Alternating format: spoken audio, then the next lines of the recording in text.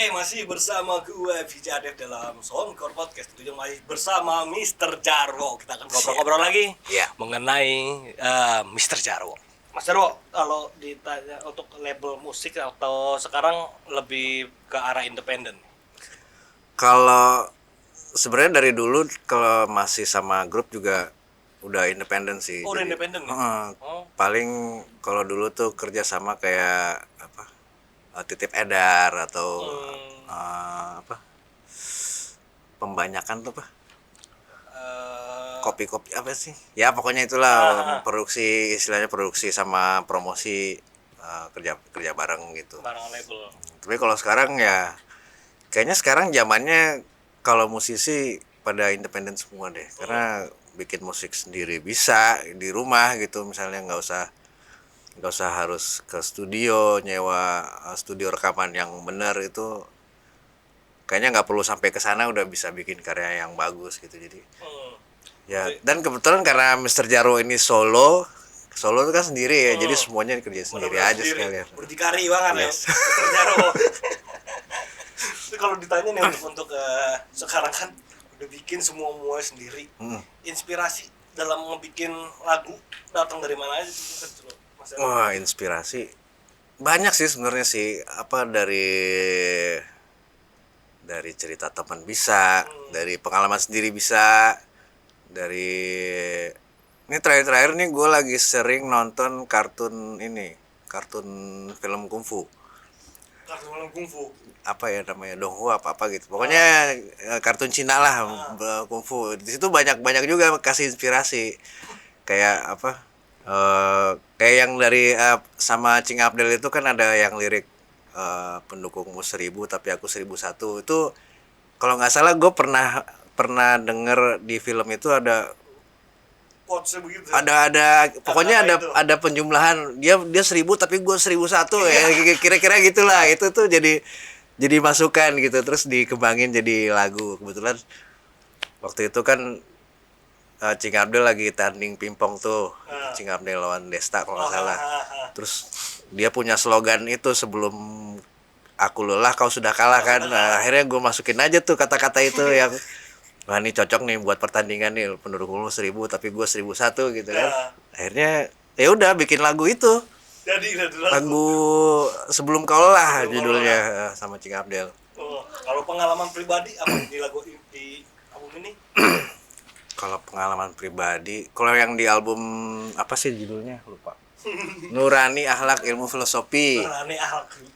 Banyak sih pengalaman pribadinya, kayak Mimpi Semalam, ada lagu judulnya Mimpi Semalam di situ. Itu ada pengalaman pribadi di situ.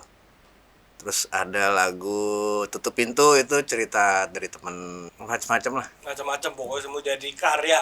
Iya, bisa sebuah butiran air madu ditaruh di gelas air tawar, air gelasnya bisa jadi manis gitu.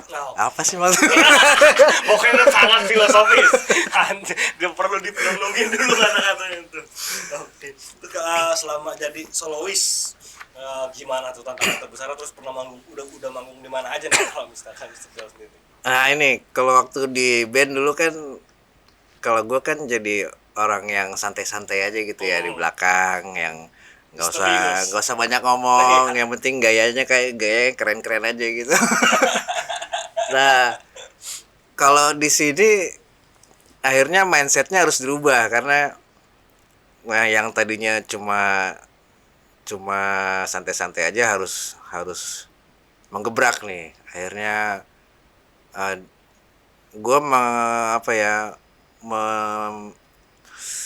memberikan tanggung jawab pada diri gue sendiri untuk menjadi frontman gitu. Oke. Karena bukan hanya sebagai penyanyi, tapi sebagai frontman yang harus bisa nyanyi, harus bisa membuat atmosfer pertunjukan gitu. Terus harus bisa membawa teman-teman yang ngiringin juga gitu, karena gue kan kalau lagi manggung kan bawa teman-teman buat ngiringin gitu, anak bandnya gitu. Harus bisa mimpin mereka juga. Terus ya itu komunikasi gimana, itu belajar banyak. Terutama banyaknya sih belajar nyanyinya sih sebenarnya karena waktu di band nyanyinya nggak terlalu diforsir sebagai penyanyi gitu. Taking doang mas itu ya mas. Iya. Sekarang harus nyanyi dan harus hafal lirik lagu. Itu tuh yang ribet tuh. Aduh. Makanya kalau bikin lagu jangan banyak-banyak ini nih kata-katanya dikit-dikit aja biar gampang ngapalinnya. Biasa nginget chord doang. Iya, sekarang lirik nih, aduh. Sekarang lirik. Tapi ngelit juga. Masih ngelit juga. Oke. Karena belum banyak, nggak tahu ya. Kalau lagu-lagu yang gue bikin kan lead gitarnya tuh gampang-gampang, cuman kok kayak apa ya? Orang tuh nggak bisa dapetin nyawanya gitu kalau dia main gitu. Nggak gitu mainnya gitu. Nggak, ininya kurang dikit aja gitu. Jadi kadang-kadang ya masih gue yang ngambil kalau lead gitu. Memang gitu. Mainnya ada rasa jiwanya di nggak tahu, padahal biasa aja deh kayaknya deh. Tapi susah. Kagak susah. Kagak. Itu ada satu penyataan tersembunyi kalau dari isian leadnya Mas Jarwo sendiri sih. Ya kali ya, nggak tahu deh. Tapi selama manggung nih Mas, apa pengalaman yang bikin pas lagi sendiri?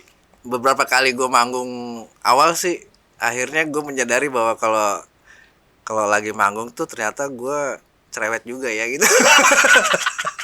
Bisa juga cerewet. Kok gue jadi banyak ngomong sih nih. Malah kadang-kadang dari manajer, udah jangan banyakan ngomong aja nyanyi begitu. Ternyata sisi lainnya ada gitu. Iya oke lanjut nyanyi gitu kadang-kadang. Kok jadi gue banyak ngomong, padahal ngomongnya juga nggak jelas gitu ngomong apaan gitu, cuman kadang-kadang porsinya kebanyakan gitu. Akhirnya ngomong mulu malah jadinya. Makanya terakhir tuh bikin panggung, nama acaranya tuh Intimate with Mr. Jarwo. Jadi yang benar-benar intimate gitu, yang deket. Dan di situ gue bisa mengkonsepkan ini bisa pertunjukannya bisa gue banyak ngomong nih. Karena intimate kan. Lebih bebas betul. Bebas. Malah kadang-kadang gue bikin tanya jawab gitu. Oke. Jadi lagi manggung, lo ada yang mau nanya nggak? Ayo nanya apa gitu. Saling nanya gitu. Jadi nggak cuman main musik doang gitu, nggak, tapi ada interaksi langsung gitu.